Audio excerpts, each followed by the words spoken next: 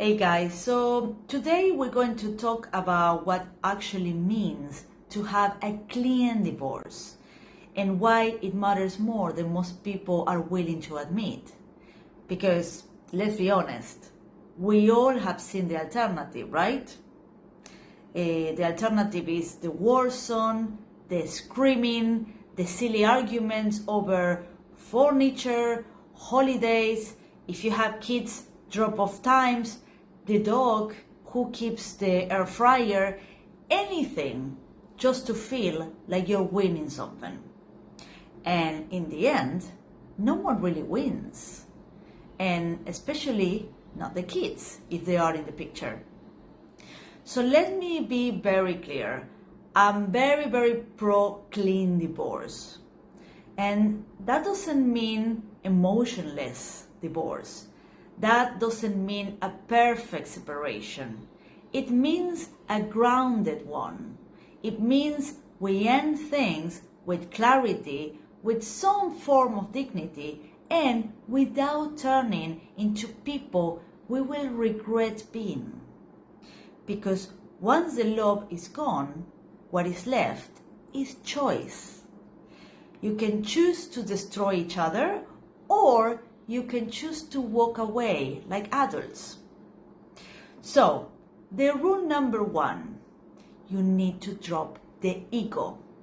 It's not about you anymore. This is where most divorces start to rot. People let their unresolved hurt steer the whole process. The resentment, the need to be right, the urge to punish, it all becomes the compass, right? And when there are kids involved, that ego gets weaponized. If the other partner is late, you explode. If they forget something, you guilt trip them. You start correcting, blaming, keeping the score. You make the whole thing about what they should be doing better. But here is something you need to get in your brain. You already know who they are. You already know your ex very well.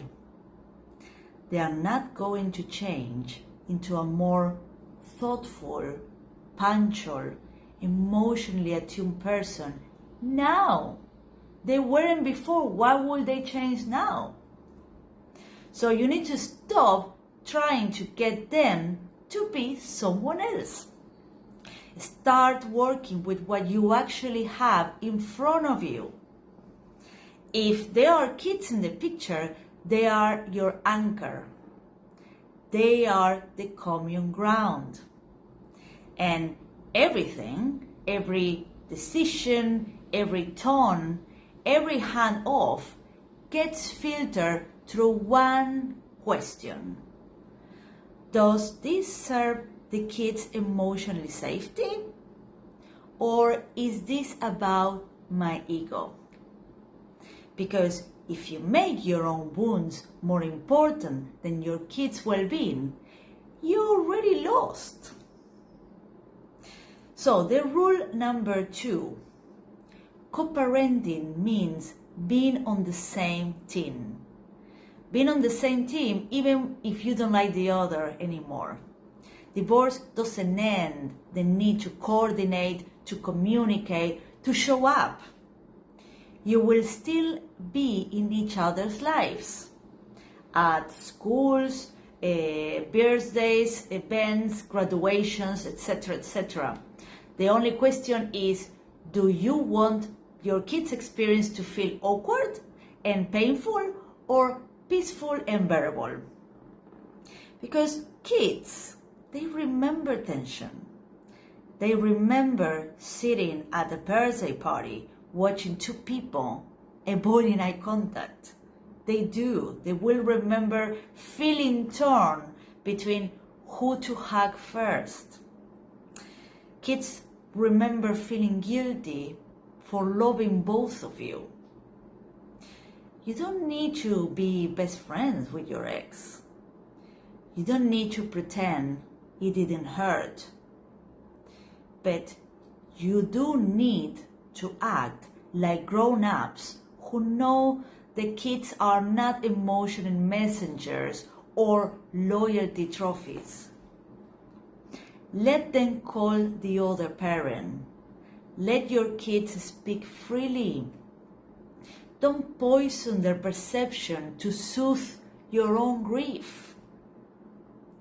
And yes, you will still have to do it even if the other parent is immature or difficult or inconsistent. You still lead with example. You be the stable one. You hold the line. Because if one person refuses to play war, the game eventually ends. Rule number 3, drop expectations and save yourself years and years of frustration. One of the biggest traps of divorce is the fantasy that the other person will suddenly become the version of them you always hope for. Maybe you expect them to finally recognize your efforts. Or maybe you hope they will finally take accountability.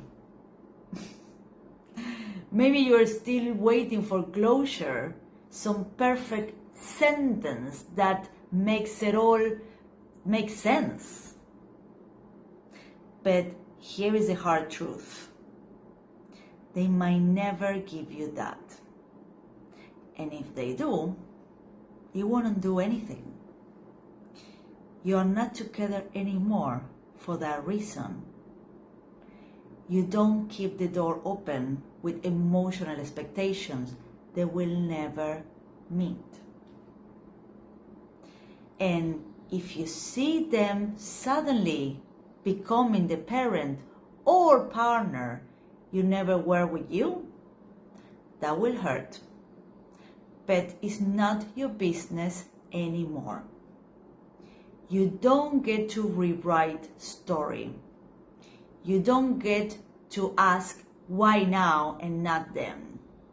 You grieve it. You let it sting, and then you move forward. Disappointment fades a lot faster when you stop expecting people to be different.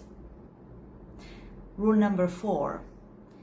If they are difficult, take control of what you can. And let's get real here. Some people don't know how to live well. They will weaponize the process.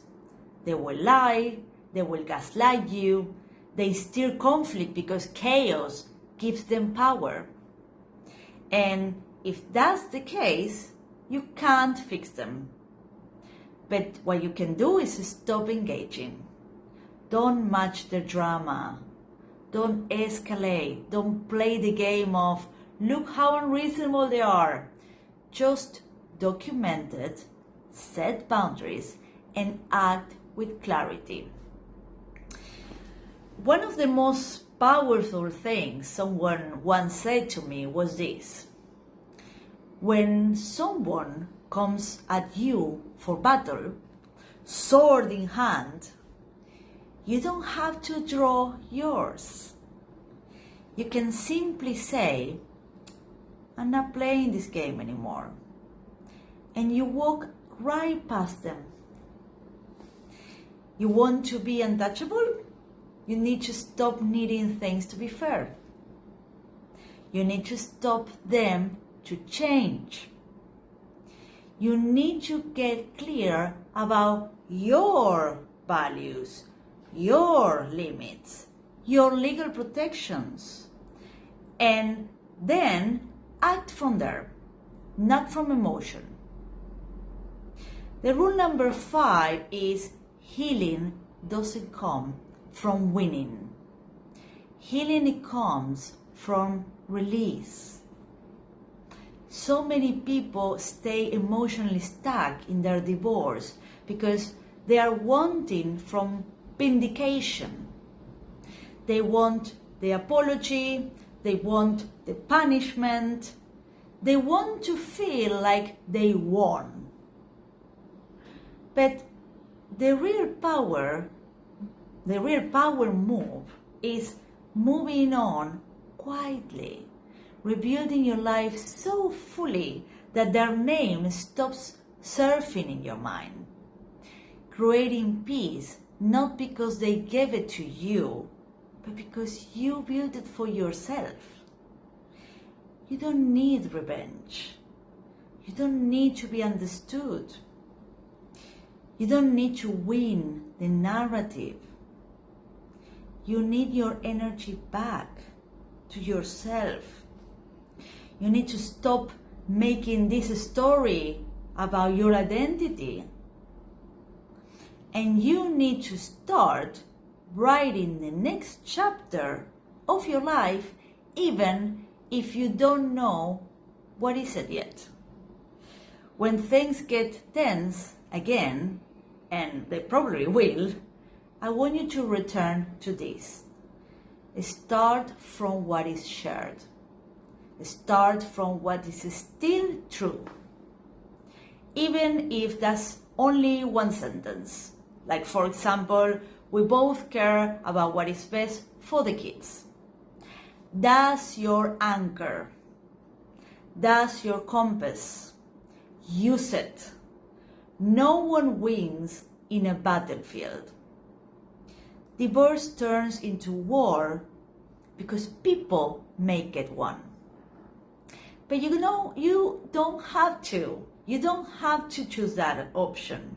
You can choose clarity over chaos.